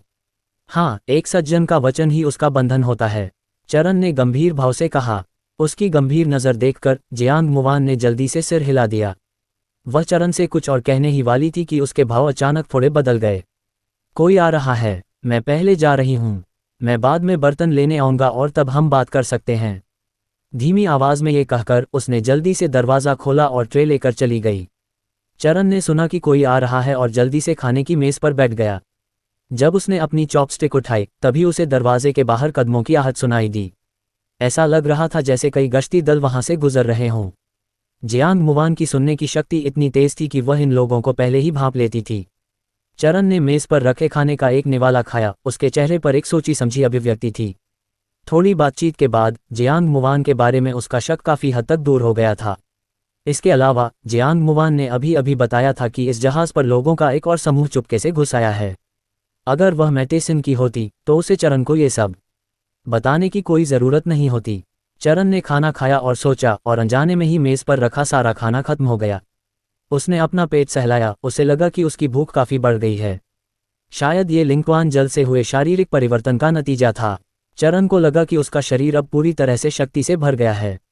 जियांग मुवान द्वारा प्रदर्शित रहस्यमय आंतरिक शक्ति के बारे में सोचते हुए चरण ने सोचा कि उसे इसका गहन अध्ययन करने का कोई अवसर ढूंढना चाहिए। उसके यूजियान पुस्तक भंडार में इतने प्राचीन ग्रंथ थे, वहां जरूर कोई शक्तिशाली आंतरिक शक्ति साधना विधियां होंगी। अगर वह किसी एक में पारंगत हो जाए तो उसके पास आत्मरक्षा का एक और साधन होगा। जैसे ही वह सोच ही रहा था, दरवाजे पर फिर दस्तक हुई। चरण ने सोचा कि जियांग मुवान ही बर्तन लेने आ रहा होगा। अंदर आइए। दरवाज़ा धकेलते ही कोई अंदर आया। उस व्यक्ति के कदमों की आहट बहुत हल्की थी, लगभग सुनाई नहीं दे रही थी। चरण ने उस व्यक्ति की ओर देखा और देखा कि वह अपने चेहरे से नकाब हटाने के लिए ऊपर पहुंच रही है। वह सचमुच जियांग मुवान ही थी। अगर आप उन लोगों से संपर्क करना चाहते हैं जो इस जहाज़ पर चुपके से चढ़ गए हैं, तो मैं मदद कर सकती हूँ। जियांग मुवान ने बर्तन समेटते हुए धीमी आवाज़ में जल्दी से कहा। लगता है वे लोग सेना से हैं। मुझे लग रहा है कि वे आपसे संपर्क करने की कोशिश कर रहे हैं। मुझे उन्हें ये बताने में मदद करो कि वे अभी जल्दबाजी में कोई कदम न उठाएं। चरण ने एक पल सोचा, फिर जियांग मुवान से कहा, जब सही समय आएगा हम भागने का कोई रास्ता निकाल लेंगे। ठीक है, मैं तुम्हारा संदेश उन तक पहुंचा दूंगा। जियांग मुवान ने जवाब दिया, अपना मुखौटा पहना और फिर ट्रे उठाकर चली गई। उसके जाने के बाद चरण भी उसके पीछे कमरे से बाहर चला गया।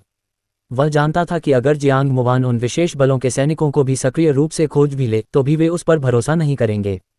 वे उसके प्रति सतर्क और रक्षात्मक भी हो सकते हैं, लेकिन चरण को खुद जियांग मुवान पर अभी भी शक था, इसलिए स्वाभाविक रूप से वह इस समस्या को सुलझाने में उसकी मदद नहीं करेगा। अगर जियांग मुवान ये साबित कर सके कि वह सचमुच चरण के पक्ष में है, तो यह और भी बेहतर होगा। कमरे से बाहर निकलने के बाद चरण डेक पर टहलने लगा। मैटेसन ने उसे डेक पर दूर तक ताकते देखा, पास आया और चरण के पास खड़ा हो गया। मिस्टर चरण, आपने क्या फैसला किया है? क्या आप हमारे ड्यूपॉन्ट के साथ सहयोग करने को तैयार हैं? हालांकि मैटेसन का चीनी उच्चारण बहुत मानक था, फिर भी सुनहरे बालों और नीली आंखों वाले व्यक्ति से ये सुनना उसे बहुत अजीब लगा। उसकी बातें सुनकर चरण मुस्कुराया और बोला, मैटेसन, क्या तुम मुझे ड्यूपॉन्ट के बारे में और बता सकते हो? मुझे ये जानना है कि मैं भविष्य में किस तरह के परिवार के लिए काम करूंगा, क्या तुम्हें नहीं लगता? मैटेसन ने चरण की बातें सुनी और समझ गया कि वह ड्यूपॉन्ट के बारे में कुछ जानकारी पूछना चाहता है, लेकिन मैटेसन को कोई आपत्ति नहीं थी। दरअसल वह चरण को और जानने देने को तैयार था। कुछ गोपनीय जानकारियों के अलावा जिन्हें चरण के साथ साझा नहीं किया जा सकता था, अन्य जानकारियां विभिन्न देशों के लिए आसानी से उपलब्ध थीं, इसलिए चरण को बताने से कोई नुकसान नहीं होगा। हमारा ड्यूपॉन्ट एक प्राचीन परिवार है जो 200 से भी ज्यादा सालों से अस्तित्व में है और बारूद और हथियारों के निर्माण से अपनी संपत्ति बना रहा है। वर्तमान में हमारे परिवार का अपना हथियार अनुसंधान केंद्र, सैन्य कारखाने और एक विशाल शस्त्रागार है, और हमने दुनिया भर के विभिन्न देशों के शीर्ष वैज्ञानिकों को नए प्रकार के तापीय हथियारों के अनुसंधान और निर्माण के लिए भी नियुक्त किया है। श्रीमान चरण, आप में हथियार अनुसंधान की अद्भुत प्रतिभा है। एक बार जब आप हमारे अनुसंधान केंद्र में आ जाएंगे तो आप निश्चित रूप से और भी बड़ी भूमिका निभा पाएंगे। मैटेसन के चेहरे पर लालसा और आशा झलक रही थी, उसकी भावनाएं बहुत उत्तेजित थीं, और जब वह बोलता था तो मानो भाषण दे रहा हो, उसकी भावभंगिमाएं भी प्रभावशाली थीं। ये सचमुच एक उम्मीद की किरण है। चरण ने धीरे से आह भरी, फिर पूछा, तो मुझे पकड़ने के लिए इस ऑपरेशन का प्रस्ताव किसने रखा था? मैटेसन ने चरण की बातें सुनी और हाथ हिलाते हुए कहा, श्रीमान चरण, ऐसे कठोर शब्दों का प्रयोग न करें। हम आपको पकड़ नहीं रहे हैं, हम आपको अपने साथ आने का निमंत्रण दे रहे हैं। चिंता न करें, एक बार जब आप हमारे साथ लौटेंगे तो हम आपको श्रीमान चरण की संतुष्टि के लिए जरूर एक बड़ा इनाम देंगे। चरण ने मैटेसन को सवाल टालते देखा और जान गया कि वह जवाब नहीं देगा। वह परोक्ष रूप से पूछताछ करता रहा, लेकिन मैटेसन चालाक था और चरण को कोई भी उपयोगी जानकारी निकालना मुश्किल लग रहा था। डेक पर खड़े होकर समुद्री हवा के कारण बहुत ज्यादा बात करने से उसका मुंह सूख गया था। चरण ने चुपचाप अपना मुंह बंद कर लिया, मैटेसन से बात करना बंद कर दिया और अपने कमरे में लौट गया। बिस्तर पर लेटे हुए चरण ने अपने हाथों को सिर के पीछे टिकाया और यूजियान बुक स्टोर में प्राचीन मार्शल आर्ट मैनुअल और इसी तरह की किताबें देखने लगा। पुनर्जन्म के बाद उसने इन मार्शल आर्ट मैनुअल की साधना करने की कोशिश की थी, लेकिन कोई असर नहीं हुआ। उसने प्राचीन अभिलेखों के अनुसार ध्यान और साधना की, लेकिन उसे अपने शरीर में ची का बिल्कुल भी एहसास नहीं हुआ। यह शायद मार्शल आर्ट के अभ्यास के लिए उसकी सर्वोत्तम उम्र के चूक जाने से संबंधित हो सकता है। आखिरकार चरण पुनर्जन्म के समय वह 23 वर्ष का था। इससे ये देखा जा सकता है कि श्रेष्ठ मार्शल आर्ट के साथ भी हर कोई मार्शल आर्ट मास्टर बनने के लिए साधना नहीं कर सकता। ये व्यक्ति की हड्डियों की संरचना, प्रतिभा और समझ पर भी निर्भर करता है। चरण ने कुछ दिनों तक खिलवाड़ किया था, यह महसूस करते हुए कि उसे नींद आने के अलावा इसका कोई प्रभाव नहीं पड़ा। बाद में चरण ने हार मान ली और केवल कुछ मार्शल आर्ट के रुख सीखे। अब जब वह जियांग मुवान से मिला और उसे पता चला कि कोई आंतरिक शक्ति की साधना कर सकता है, तो चरण फिर से कोशिश करना चाहता था। उसने अब लिंक्वान जल पी लिया था और उसकी शारीरिक फिटनेस में काफ़ी सुधार हुआ था और उसका दिमाग बहुत साफ और अधिक चुस्त था। उसके दिल में आशा फिर से जाग उठी। यूजियान बुक स्टोर में खोज करते हुए चरण को कई मार्शल आर्ट की उत्कृष्ट कृतियां मिली जिन्हें उसने अनदेखा कर दिया था। ताई ची क्वान सिद्धांत, मांसपेशी निर्माण क्लासिक, मज्जा शुद्धि क्लासिक, लुओ की भाला तकनीक, 7 सितारा तलवार, मुट्ठी क्लासिक, सैन्य क्लासिक्स का संग्रह, बगुआ पाम, सीढ़ी बादल आरोहण, अरहद मुट्ठी, किंगबोंग जल प्रवाह इत्यादि। ऐसे अनगिनत मार्शल आर्ट मैनुअल थे जिनके बारे में चरण ने कभी सुना भी नहीं था। इतने सारे मार्शल आर्ट में से किसी एक को चुनना वाकई थोड़ा दुविधापूर्ण था। हालांकि उसने पहले मांसपेशी निर्माण क्लासिक और मज्जा शुद्धि क्लासिक की साधना करने की कोशिश की थी, तकनीकों और मंत्रों को याद किया था और मानव एक्यूपॉइंट और मेरिडियन को याद किया था। इसलिए चरण ने पहले इन दोनों की साधना करने का फैसला किया। चाहे वह सफल हो या नहीं, उसे फिर से कोशिश करनी थी। वह उठकर पालथी मारकर बैठ गया। लिंक्वान जल का एक प्याला पीने के बाद चरण साधना विधियों और मंत्रों के अनुसार अभ्यास करने लगा। लिंक्वान जल का प्रभाव उस चाबी के समान था जिसने खजाने का भंडार खोल दिया। अतीत में चरण के पास अनेक साधना विधियां और गुप्त नियमावलियां थीं, लेकिन वह उनका अभ्यास नहीं कर पाता था, केवल ईर्ष्या से लार टपकाता था। इस बार उसने स्पष्ट रूप से अंतर महसूस किया। इससे चरण को यह महसूस हुआ कि जब उसने अपनी नाक, फिर अपने हृदय को देखा और अपने शरीर में शिरोबिंदुओं से प्रवाहित ची की धारा पर ध्यान किया, तो उसने वास्तव में ची प्रवाह की उस मंद अनुभूति को अनुभव किया। उसका हृदय आनंद से भर गया, लेकिन जब उसका मन अस्त व्यस्त हो गया तो उसने तुरंत उस ची प्रवाह की अनुभूति खो दी। चरण निराश नहीं हुआ। उसने फिर से शांति से अपने आप को संभाला और साधना विधियों और मंत्रों के अनुसार अपने शरीर में क्यूई प्रवाह का संचार जारी रखा। कुछ चक्रों के बाद चरण उसने साफ महसूस किया कि उसके शरीर में क्यूई का प्रवाह काफी बढ़ गया था। वह ऐसे था जैसे किसी को कोई मजेदार खिलौना मिल गया हो और वह उससे कभी उबता ही नहीं। दरवाजे पर फिर से दस्तक होने तक चरण इस अवस्था से बाहर नहीं आया। उसने आंखें खोली और बिस्तर से उठ गया। अंदर आ जाओ। बाहर खड़े व्यक्ति ने दरवाज़ा खोला, खाने की ट्रे लेकर अंदर आया और उसे मेज़ पर रख दिया। ऐसा लग रहा था जैसे खाने का समय हो गया हो। चरण ने गौर से देखा कि इस व्यक्ति की बनावट और उसके कदमों की आहट जियांग मुवान से अलग थी, इसलिए उसने जल्दी से कुछ नहीं कहा। श्री चरण, यह मैं हूँ। उस व्यक्ति ने अपने चेहरे से नकाब हटाया और चरण ने उसे स्पष्ट रूप से देखा। ये 27 या 28 वर्ष का एक युवक था, साधारण रूप रंग वाला, ऐसा जो भीड़ में मिलना मुश्किल होता। हालांकि जब चरण ने उसे देखा तो उसका चेहरा खुशी से चमक उठा। टीम लीडर चेन, तो यह आप हैं। ये युवक चेन लिंग था, उच्च अधिकारियों द्वारा चरण की गुप्त सुरक्षा के लिए भेजा गया प्रभारी व्यक्ति। उसे यहाँ आते देखकर चरण समझ गया कि इस जहाज पर चेन लिंग के कई अधीनस्थ शामिल होंगे। निश्चित रूप से, चेन लिंग बोला, श्री चरण, समय की कमी है, इसलिए मैं इसे संक्षिप्त रखूंगा। यह मिस जियांग मुवान थी जिन्होंने हमें संदेश दिया था, ये कहते हुए कि आपने हमें अभी जल्दबाजी में कोई कदम न उठाने के लिए कहा था। भाइयों ने उनकी बात पर विश्वास नहीं किया, इसलिए जियांग मुवान ने मुझे आपके लिए भोजन उनके स्थान पर पहुंचाने और आपसे व्यक्तिगत रूप से मिलने का एक तरीका निकाला। इस समय हमारे कुल 26 भाई जहाज पर चुपके से चढ़ गए हैं और हमने जहाज पर अपराधियों की सुरक्षा व्यवस्था का भी पता लगा लिया है। हमें छोड़कर इस क्रूज जहाज पर कुल 187 साथी हैं। उनके पास सबमशीन गन, ग्रेनेड और बम हथियार के तौर पर हैं और उनकी सुरक्षा व्यवस्था बेहद कड़ी है। वे हर 10 मिनट में 4-4 के समूहों में जहाज पर गश्त करते हैं और हर 2 घंटे में अपनी पाली बदलते हैं। उनकी संख्या बहुत ज़्यादा है और वे हथियारबंद हैं और हमारे और उनके बीच का अंतर बहुत ज़्यादा है। हम उनका सीधा सामना नहीं कर सकते, हम बस भागने का कोई रास्ता ढूंढ सकते हैं। जब चारण ने चेन लिंग की बातें सुनी तो उसकी आंखों में स्वीकृति के भाव उभर आए। तुम सही कह रहे हो, अभी सब समुद्र में हैं और हमें कभी भी मदद मिल सकती है, जबकि दूसरी तरफ अलग थलग और असहाय है। अब हमें बस अपनी सुरक्षा को यथासंभव सुनिश्चित करना है और फिर इस जहाज पर कब्जा करने का कोई मौका ढूंढना है। समुद्र के बीच में बिना जहाज के अगर चरण और बाकी लोग इस जहाज से बच भी निकलते तो भी वे बच नहीं पाते। इसलिए जहाज छोड़कर भागने का फैसला हल्के में नहीं लेना चाहिए। ठीक है मिस्टर चरण, तो हम अभी स्थिति पर नजर रखेंगे। चेन लिंग ने सिर हिलाया, हाथ बढ़ाया और अपना मास्क पहनकर जाने की तैयारी करने लगा। वह चरण के कमरे में ज्यादा देर तक नहीं रुक सकता था, वरना शक होना लाजमी था। अरे मिस्टर चरण, क्या वह जियांग मुवान भरोसेमंद है? चेन लिंग ने अभी अपना पैर उठाया ही था कि उसे यह बात याद आ गई और उसने जल्दी से पूछा।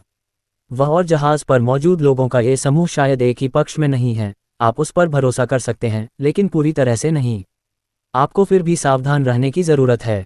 चरण ने कहा, उसका कौशल अच्छा है, आप उसका अच्छा उपयोग कर सकते हैं। ठीक है, मैं समझ गया। चेन लिंग ने चरण को सलाम किया और फिर उठकर चला गया। चरण खाने की मेज पर गया और खाना खाने लगा। दोपहर में ध्यान और साधना करना, अपने मन को पूरी तरह से उसमें डुबो देना, काफी ऊर्जा खपत वाला काम था।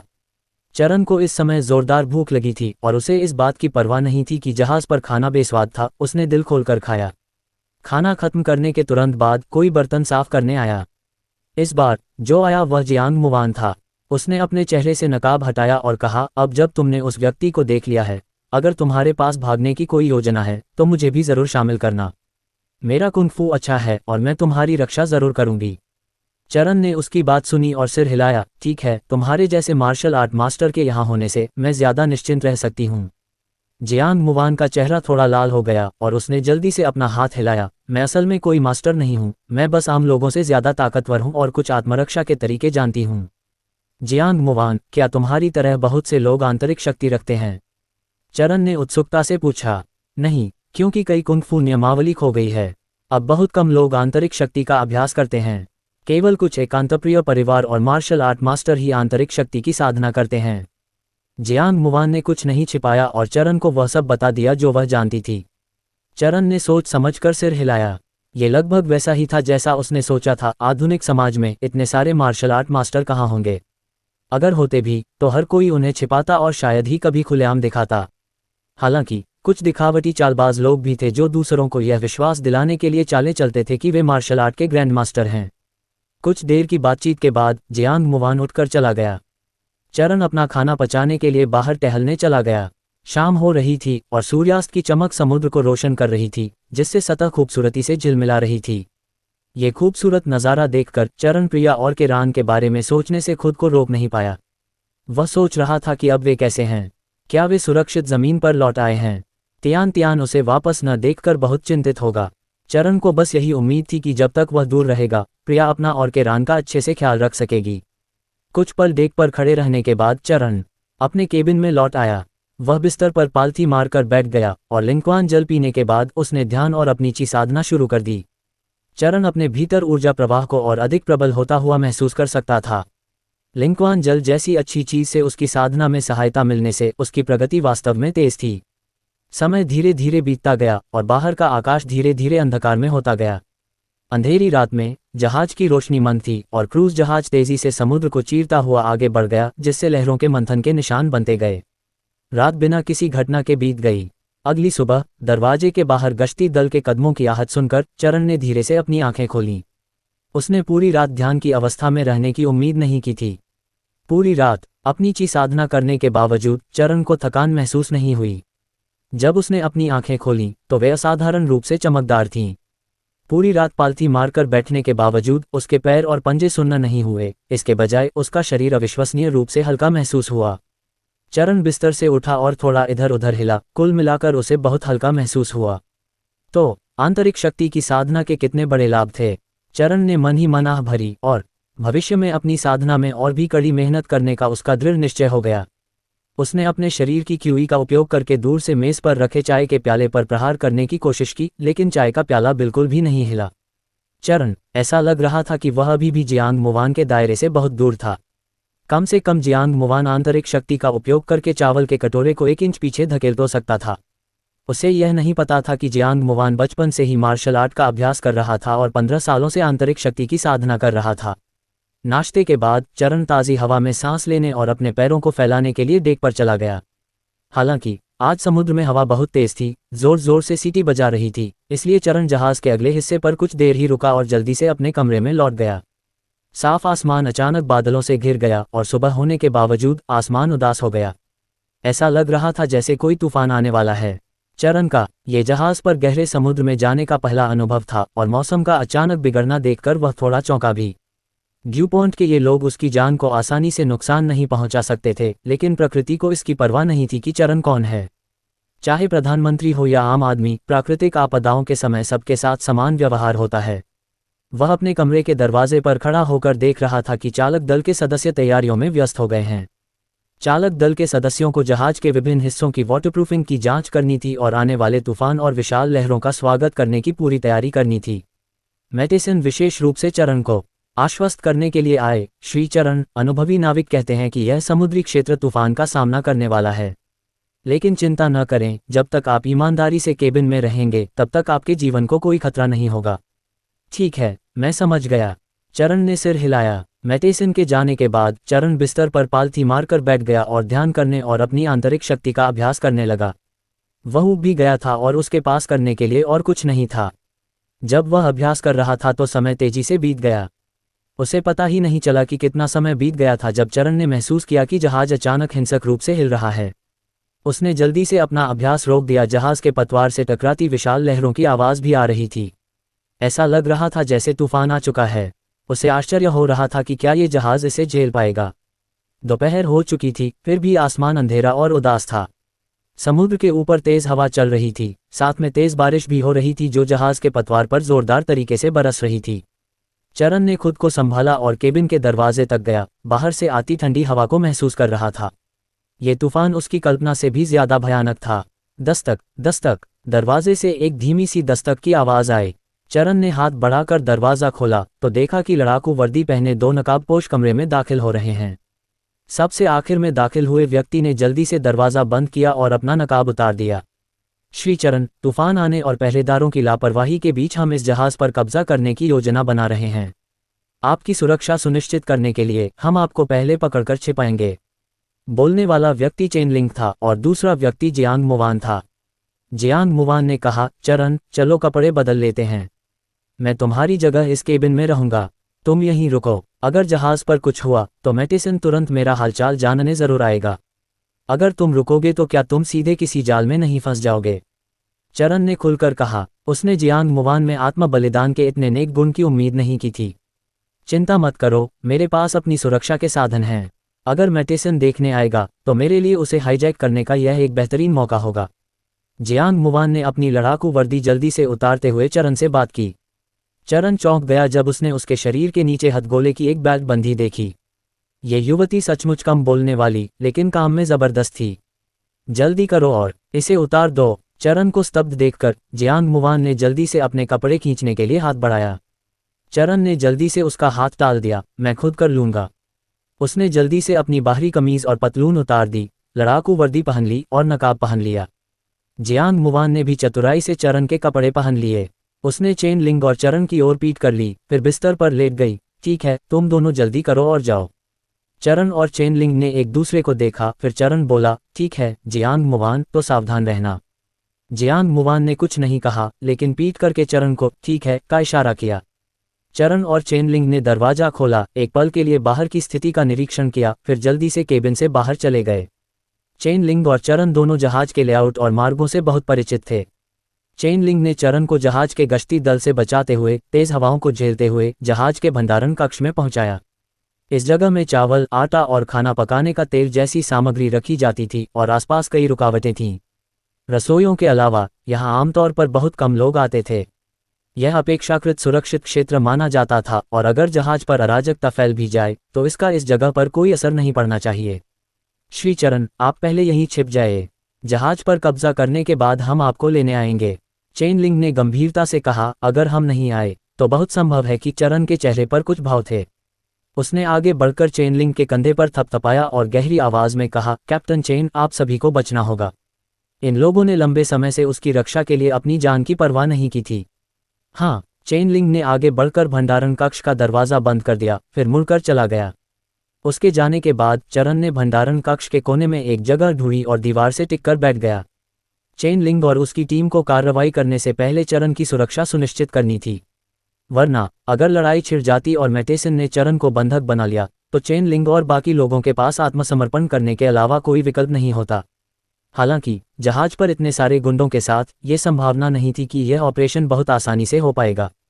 लेकिन चरण कोई भगवान नहीं था और ऐसी स्थिति में उसके पास कोई बेहतर उपाय नहीं था। सौभाग्य से दुश्मन इस समय खुले में थे जबकि चेन लिंग और उसकी टीम परछाई में थी। वह बस मन ही मन प्रार्थना कर सकता था कि इस बार चेन लिंग और उसकी टीम का ऑपरेशन सुचारू रूप से चले। भंडारण कक्ष से निकलने के बाद चेन लिंग अपनी टीम के सदस्यों से मिला। थोड़ी देर की बातचीत के बाद सभी ने कार्रवाई शुरू कर दी। जहाज पर अपने 2 दिनों के दौरान उन्होंने जहाज पर कर्मियों के वितरण की पूरी योजना बना ली थी। अब दुश्मनों के बीच छुपकर और अपनी लड़ाकू वर्दी के साथ वे चुपचाप कई काम कर सकते थे। उनके 26 भाइयों को 5 समूहों में बांट दिया गया, हर मंजिल पर बांट दिया गया और वे चुपचाप आगे बढ़ने लगे। तूफान के कारण ज्यादातर लोग अपने केबिनों में ही रह रहे थे। चेन लिंग और उनकी टीम एक एक करके दरवाजे खटखटाती और फिर अंदर मौजूद लोगों को काबू में करने के तरीके ढूंढती। चारण की गुप्त सुरक्षा के लिए चुने गए सभी लोग विशेष बलों के कुलीन सैनिक थे। उनकी कार्रवाई तेज और निर्णायक थी। हालांकि दुर्घटनाएं अवश्यंभावी थीं। जब टीम के कई सदस्य दुश्मनों से निपट रहे थे, उन्हें एक अन्य ठग ने देख लिया। उस गुंडे ने तुरंत चेतावनी भरी गोली चलाई। जहाज में गोलियों की आवाज गूंजने के बाद मैटेसन के सभी अधीनस्थ सतर्क हो गए और अपने केबिनों से बाहर भागे।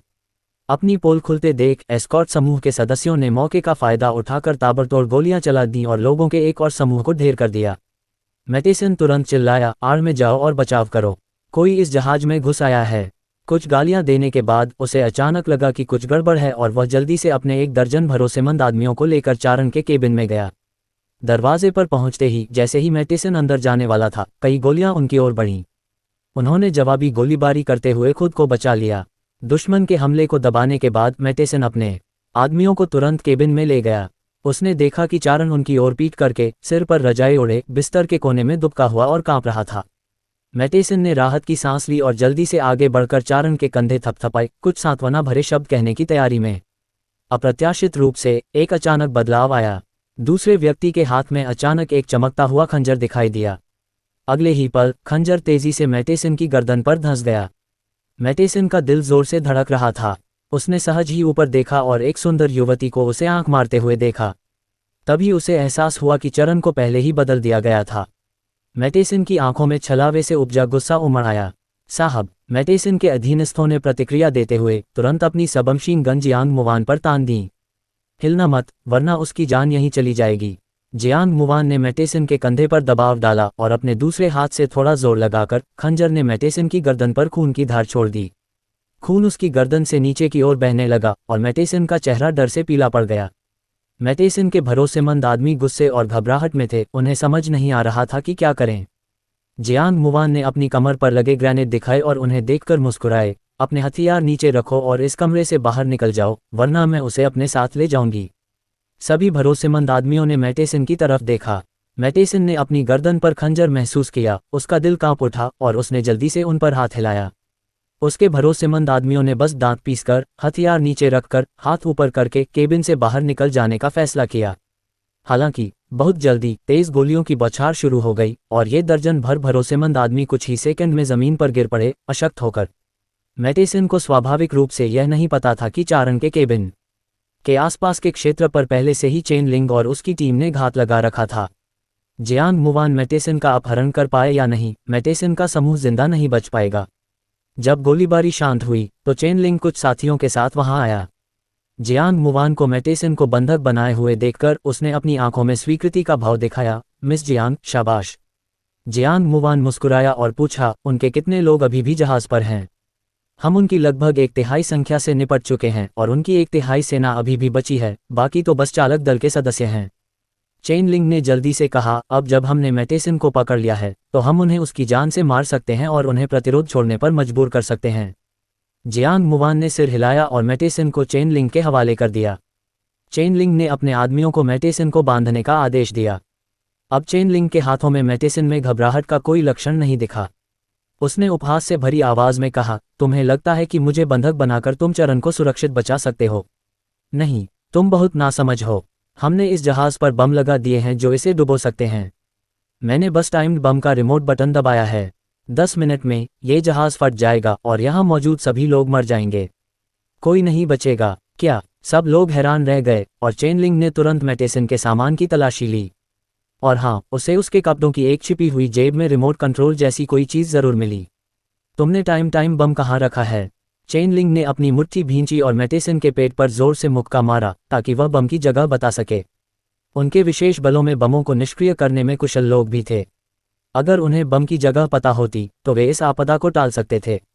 मैटेसन दर्द से कराह उठा, लेकिन दांत पीसता रहा, ये बताने से इनकार कर दिया कि बम कहाँ छिपा है। समय नहीं है, जल्दी से जाकर देखो कि जहाज पर कोई स्पीड बोट, याट या कोई और जीवन रक्षक उपकरण तो नहीं है।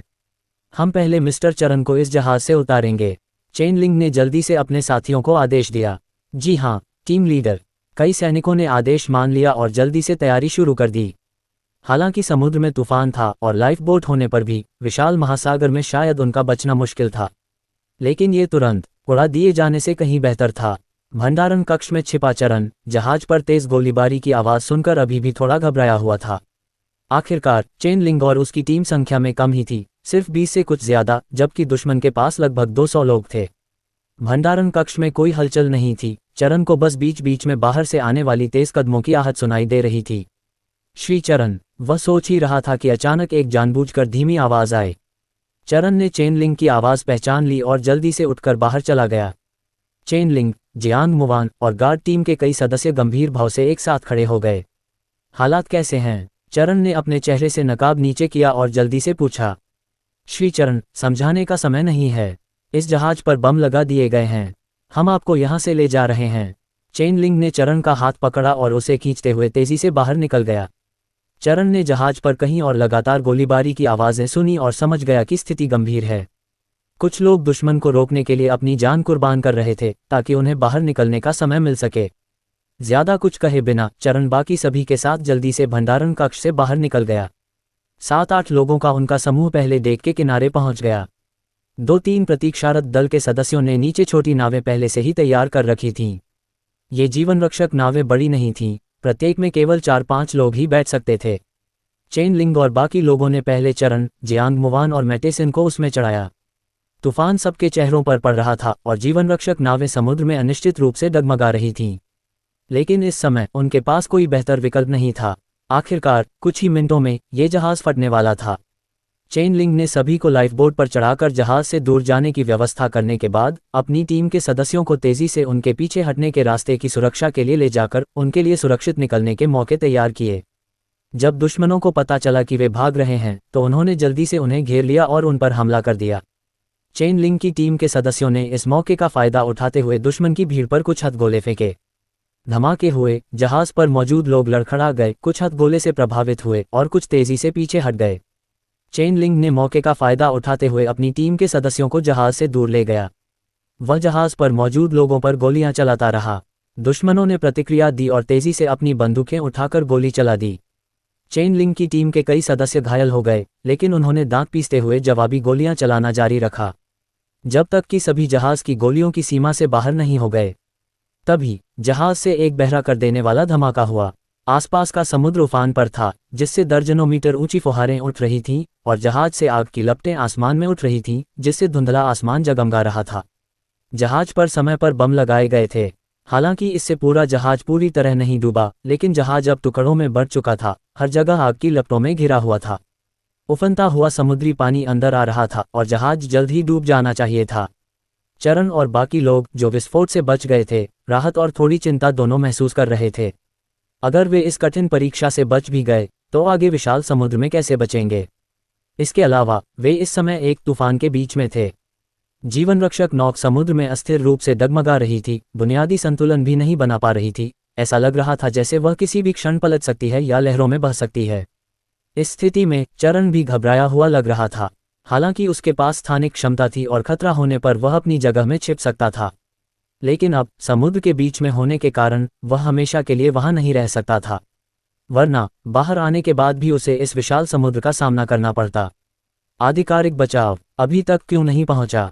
भिनभिनाहट, भिनभिनाहट, भिनभिनाहट। जैसे ही वह सोच रहा था, दूर से मशीनों की भिनभिनाहट की आवाज आई। चरण और बाकी लोगों ने ऊपर देखा और बहुत खुश हुए। शैतान की बात, उनके सिर के ऊपर 2-3 हेलीकॉप्टर चक्कर लगा रहे थे। ऊपर से एक प्रकाश किरण चमकी जो सबके चेहरों पर पड़ रही थी। चरण और बाकी लोगों ने जल्दी से मदद के लिए हाथ हिलाया। हेलीकॉप्टर में सवार लोगों ने दूरबीन से उनके चेहरे साफ देखे, फिर जल्दी से अपनी ऊंचाई कम की और एक लंबी रस्सी की सीढ़ी नीचे उतारी। एक सिपाही लंबी रस्सी की सीढ़ी से नीचे उतरा। क्या श्री चरण ठीक हैं? इस व्यक्ति ने सबसे पहले चरण की हालत के बारे में पूछा। मैं ठीक हूँ, मैं बिल्कुल ठीक हूँ, चरण ने तुरंत जवाब दिया। ठीक है, हम पहले आपको ऊपर ले जाएंगे, सिपाही ने बोलते हुए चरण के गले में रस्सी बांधने में मदद की। हेलीकॉप्टर में सवार किसी ने चरण को ऊपर खींच लिया। जब सभी हेलीकॉप्टर में सवार हो गए तभी उन्हें लगा जैसे वे मौत से बच गए हों। हेलीकॉप्टर फिर ऊपर चढ़ा और पास के समुद्री क्षेत्र की ओर उड़ गया। चरण और बाकी लोग आसमान में ऊपर से देख सकते थे और घनी बारिश के बीच उन्हें दूर से एक बड़ा जहाज आता हुआ दिखाई दे रहा था। क्या वह कोई युद्धपोत है? चरण की आंखें चौड़ी हो गईं, वह उस विशाल जहाज को देखकर बहुत हैरान था। इस बार उसे बचाने के लिए अधिकारियों ने न केवल ब्लैक हॉक हेलीकॉप्टर का दूसरा संस्करण भेजा, बल्कि एक नौसैनिक युद्धपोत भी आया। जियांग मुवान की खूबसूरत आंखों ने दूर खड़े युद्धपोत को देखा, फिर गहरी सोच में डूबे चरण की तरफ कुछ बार देखा। हेलीकॉप्टर बहुत तेज था। जैसे ही उन्होंने युद्धपोत देखा, हेलीकॉप्टर उसके ऊपर से उड़कर चक्कर लगाने और नीचे उतरने लगा।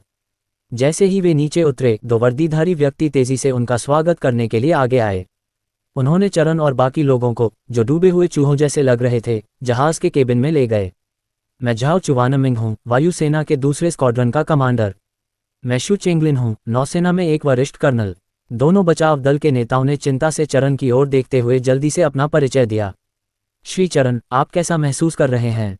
क्या आप घायल हैं या अस्वस्थ हैं? हमारे साथ युद्धपोत पर एक डॉक्टर भी है।